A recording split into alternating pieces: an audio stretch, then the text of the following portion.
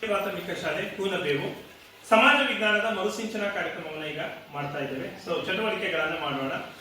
ಈಗ ನಮಗೆ ಯಾವ ಪಾಠ ಆಗಿದೆ ಗೊತ್ತಾ? ಭಾರತದ ನೆರೆಹೊರೆ ಮಾಡ್ತಾ ಇದೀವಲ್ವಾ? ಸೊ ಈ ಪಾಠಕ್ಕೆ ಸಂಬಂಧಿಸಿದಂತೆ ಒಂದು ಮರುಸಿಂಚನ ಒಂದೆರಡು ಚಟುವಟಿಕೆಗಳನ್ನ ಈ ಅವಧಿಯಲ್ಲಿ ಮಾಡೋಣ. ಸೊ ಈ ಒಂದು ಚಟುವಟಿಕೆ ಮೊದಲನೇ ಚಟುವಟಿಕೆಯನ್ನ ಹೋಗೋಣ ಎಲ್ಲರೂ. ಹಾಗಾದ್ರೆ ಈಗ ನಮ್ಮ ನೆರೆಹೊರೆಯ ದೇಶಗಳನ್ನು ನಾವು ತಿಳ್ಕೊಂಡಿದೀವಲ್ವಾ? ಹಾಗಾದ್ರೆ ನೋಡಿ, ಇಲ್ಲಿ ಭಾರತದ ಭೂಪಟ ಇದೆ, ಇಲ್ಲಿ ಒಂದು ಬಾಕ್ಸ್ ಗಳನ್ನ ಇದೆ. ಸೊ ಈಗಾಗಲೇ ನೀವು ಭೂಪಟದಲ್ಲಿ ಭಾರತದ ನೆರೆಹೊರೆ ದೇಶಗಳು ಯಾವುದು ಅಂತ ತಿಳ್ಕೊಂಡಿದ್ರ. ಈಗ ಒಬ್ಬೊಬ್ಬರಾಗೆ ಬಂದು ನಾನು ನೀವು ಏನ್ ಮಾಡ್ಬೇಕು, ಆ ಬಾಕ್ಸ್ ಗೆ ಯಾವ ದೇಶಗಳು ಅಲ್ಲಿದ್ದಾವೆ ಅನ್ನೋದನ್ನ ನೀವು ಗುರುತಿಸಬೇಕು. ಮಾಡ್ತೀರಲ್ವಾ? ಓಕೆ. ಹಾಗಾದ್ರೆ ಈ ಭಾರತದ ಭೂಪಟದಲ್ಲಿ ನೀವು ನಮ್ಮ ನೆರೆಹೊರೆ ದೇಶಗಳನ್ನ ಯಾರ್ಯಾರು ಗುರುತಿಸ್ತೀರಾ? ಓಕೆ ಓಕೆ, ಬಾ ಪ್ರೀತಿ. ಸರ್, ಇದು Afghanistan. Very good. Pakistan. Very good. ಇದು ಚೀನಾ. ಓಕೆ. ಇದು ನೇಪಾಳ. ಓಕೆ. ಇದು ಭೂತಾನ್. ಓಕೆ. ಇದು ಬಾಂಗ್ಲಾದೇಶ್. ಇದು ಶ್ರೀಲಂಕಾ. Very good. ಯಾರು ತೋರಿಸ್ತೀರಾ? ಬಾಪ. ಇದು ಅಫ್ಘಾನಿಸ್ತಾನ. Very good. ಇದು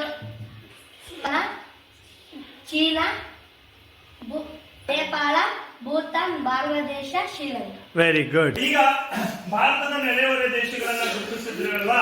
ಈಗ ಎರಡನೇ ಚಟುವಟಿಕೆಗೆ ಹೋಗೋಣ. ಎರಡನೇ ಚಟುವಟಿಕೆಗೆ ಬರೋಣ. ನೋಡಿ, ಕೆಳಗೆ ಕೊಟ್ಟಿರುವ ಭಾರತದ ನೆರೆ ದೇಶಗಳ ರಾಜಧಾನಿಯನ್ನ ಬರಿಬೇಕು. ಸೊ ಈಗಾಗಲೇ ನಿಮಗೆ ನಮ್ಮ ನೆರೆ ದೇಶಗಳು ಯಾವ ಅಂತ ಪರಿಚಯ ಆಗಿದೆ, ಅವುಗಳ ರಾಜಧಾನಿಯನ್ನ ಬರಿಬೇಕು. ಇಲ್ಲಿದೆ ನೋಡಿ, ನೇಪಾಳ, ಪಾಕಿಸ್ತಾನ, ಅಫ್ಘಾನಿಸ್ತಾನ, ಚೀನಾ, ಪಾಕಿಸ್ತಾನ, ಬಾಂಗ್ಲಾದೇಶ, ಮಯನ್ಮಾರ್, ಭೂತಾನ್, ಶ್ರೀಲಂಕಾ, ಮಾಲ್ಡೀವ್ಸ್. ಇಷ್ಟು ನಮ್ಮ ನೆರೆ ದೇಶಗಳು. ನಿಮಗೀಗ 10 ನಿಮಿಷಗಳ ಅವಕಾಶ ಕೊಡ್ತೀನಿ. ನೀವು ಹುಡುಕಿ ಈ ಎಲ್ಲ ದೇಶಗಳ ರಾಜಧಾನಿಯನ್ನ ಬರೀಬೇಕು. ಬರೀತೀರಲ್ವಾ?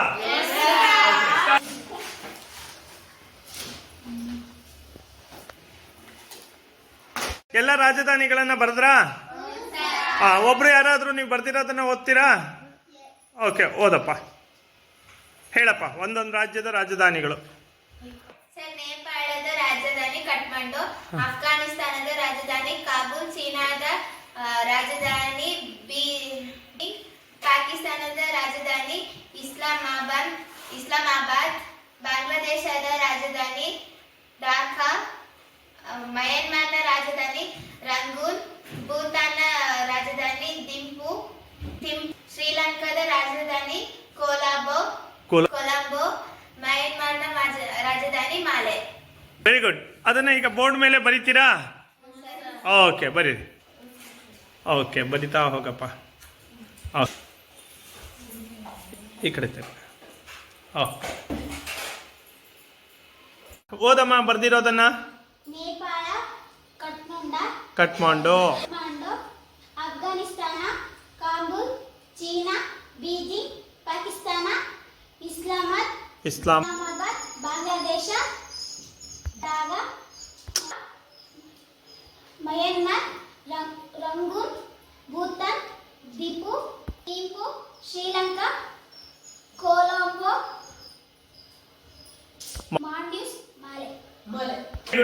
ಎಲ್ಲರಿಗೂ ಕೂಡ ಈಗ ರಾಜ್ಯಗಳ ಯಾವ್ಯಾವ ದೇಶದ ರಾಜಧಾನಿ, ನಮ್ಮ ನೆರೆಹೊರೆ ದೇಶಗಳು ಯಾವುದು, ಹಾಗೆ ಆ ದೇಶಗಳ ರಾಜಧಾನಿ ಯಾವುದು ಅನ್ನೋದು ಈ ಎರಡು ಚಟುವಟಿಕೆಯಿಂದ ಗೊತ್ತಾಯ್ತಲ್ವಾ? ಸೊ ಮುಂದಿನ ತರಗತಿಯಲ್ಲಿ ಇನ್ನಷ್ಟು ಚಟುವಟಿಕೆಗಳನ್ನ ಮಾಡೋಣ.